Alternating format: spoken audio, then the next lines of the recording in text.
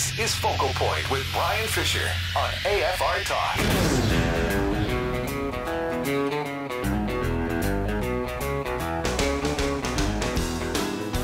Hi, welcome back to Focal Point AFR Talk. Talked with you at the beginning of the program about the retirement plan I have developed for the production team here at Focal Point. Remember, there's this garage band in Vancouver called Skinny Puppy, I think is the name of the group. And they recorded an album, and they found out that the military was using it to torture inmates at Guantanamo Bay. They just play it hours on end as a part of their torture of these prisoners to get them to fess up, to get them to talk. And I suggested, hey, and so they're suing the federal government for over $600,000 for basically for copyright infringement because they didn't get permission. They didn't pay royalties, nothing. So we're going to do that. We're going to go into the studio. We're going to record our own version of the greatest hits of the Beach Boys. We're going to make sure it gets to people at Guantanamo. They use it. They will recognize immediately this is an instrument of torture that surpasses anything. As long as we have Rob Gardner as our lead singer, this will be an instrument of torture beyond anything that we have used before. And then we're going to sue them for royalties, and then we can all retire. But I got to tell you, this is a little personal story, and I got to tell you this.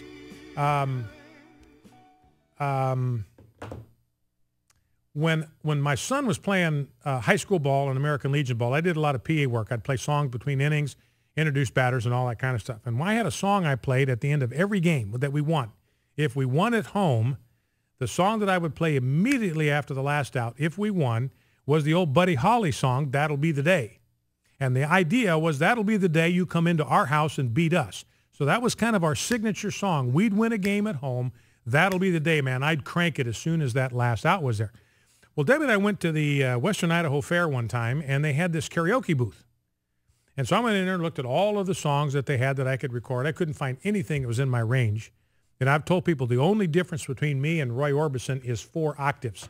So I thought of this Buddy Holly song, That'll Be the Day, and it's basically kind of everything's in 1 octave. I thought, well, maybe you can handle that. So I recorded my own version of that Buddy Holly song, That'll Be the Day. And so I'm doing PA at the next game, the American Legion game or high school game, whatever it was. We're getting toward the end of the game, and it looks like we're going to win this game. And I thought, I've got my own version of That'll Be. Now, Rob's already laughing at me, but wait, Rob, you haven't heard the rest of the story. You have not heard the rest of the story. So I said, what I'm going to do? I'm going to slip in my own version of That'll Be the Day. I just got a text from Debbie. You've got to be kidding me that I'm even telling you this story. She was there, so she witnessed the moment when this musical milestone was accomplished when I recorded this song in that karaoke studio. So I said, I'm just going to slip in my own version of this and see if anybody notices. Well, I played it and nobody noticed. And I think I played that thing for about 4 months. And finally, one guy, one of the other dads, Kevin Warman, he was at the concession stand. And that song's playing over the PA system. Says, wait a minute. That sounds a lot like Brian Fisher. So anyway, my point is, Rob, I want you to take back, you were laughing at me, I want you to take that back. I want an apology from you. I went like 4 months. It might have even been, 6 months or something like that. Almost a whole season before anybody tumbled to the truth that was not the real, genuine Buddy Holly doing that song. So you can't put me on lead vocals on this thing, or, well, maybe we could. Maybe put me on lead vocals. Maybe we'll make $1 million selling that thing, and then we can retire. Anyway, so all that is going on. All right, well, let's move on again from the ridiculous to the sublime. Now, this morning was the National Prayer Breakfast. It was one of the notable absentees this year was Ben Carson. Remember, Ben Carson rocketed to fame last year and into national consciousness by basically getting right up in President Obama's grill at the National Prayer Breakfast. Got right in his face about Obamacare and about socialism. Well, they didn't invite Ben Carson back this year. President Obama gave his speech. He even brought global warming into the deal. This really hurts. I got another text from Debbie. This just proves that no one was listening to the music. That is so wrong. Rob, you're laughing again. You're laughing again. That is so wrong because that's people, they just love to celebrate when they win a game. And so they were dancing in this. No, I can't say that because Debbie would call me on that. I would say they were dancing in the aisles to my song in celebration, but that'd be just a slight exaggeration. So, well, and maybe she's got a point. Maybe that was the first time Kevin had ever actually listened to the song when he was at the concession stand. Anyway, President Obama drug climate change, if you can believe it, climate change into his comments at his sixth National Prayer Breakfast. He did finally mention Saeed Abedini. He's the pastor from my hometown of Boise, Idaho, that's been sentenced to 8 years in prison in Iran. He's an Iranian. He was just there building orphanages for Christian children, meeting with other Christians who were meeting privately in their own homes, and was accused of a crime and has been thrown in an Iranian prison for a time. He was in the worst of the worst prisons in the Iranian system. But anyway, President Obama at least mentioned him and actually prayed for him today. So that represented a step forward. Now, I want to play a couple of sound bites from President Obama's remarks this morning at the National Prayer Breakfast. And as you listen to this sound bite, remember that President Obama 4 times, when he was a state senator in Illinois, 4 times voted to deny newborn babies that had survived an abortion attempt. There 4 times he used his influence to keep legislation that would have ordered medical care be provided to these newborn babies. He vetoed it, voted against it, kept it from coming to a vote. So 4 times he used his influence to deny life-saving medical care to newborn babies. These were babies who had survived an abortion attempt. They had been delivered. They were out of the mother's womb. They were no longer inside the mother's body. You couldn't even say they were part of the mother's body. This had nothing to do with a woman's choice any longer, what she does with her own body, because the baby is out of the womb. It's an American citizen. It's a newborn. And these babies were being discarded, thrown into the corner, and left to die. And Barack Obama says, I want to make sure that we keep doing that.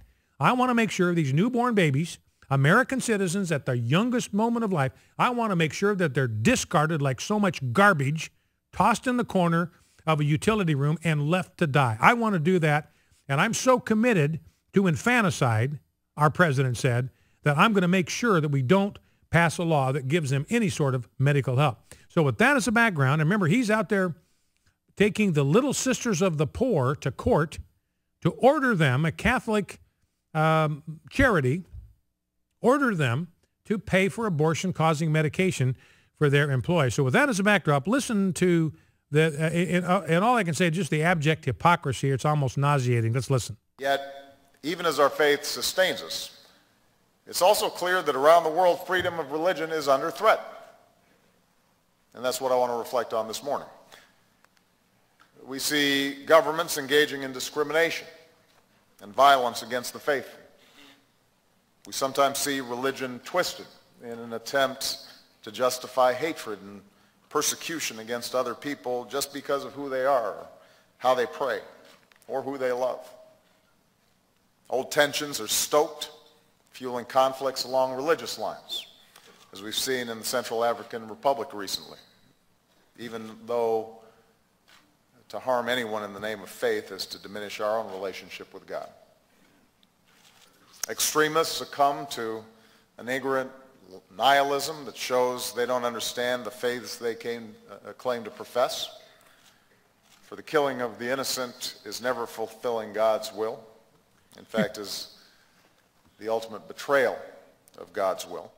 So President Obama said the killing of the innocent is never God's will. It is a betrayal of God's will. Now, I'm going to suggest that when President Obama stands before God, when President Obama stands before God, God is going to replay that soundbite for him and then show him the images of the babies that were aborted because he refused and died because he refused to lift a finger to help.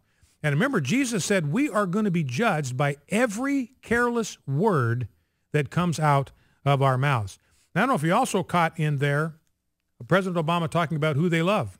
That is a pro-homosexual agenda statement. That's code word, who you love. He's talking about homosexuals there. And he's condemning any people of faith who would think that there's something abnormal or deviant about that, as we do. He mentioned the Central African Republic, just extremists. Well, that's all Muslims killing Christians. That's what's going on in the Central African Republic. It is Muslims killing Christians. He doesn't use the word Islam. He doesn't use the word Muslim.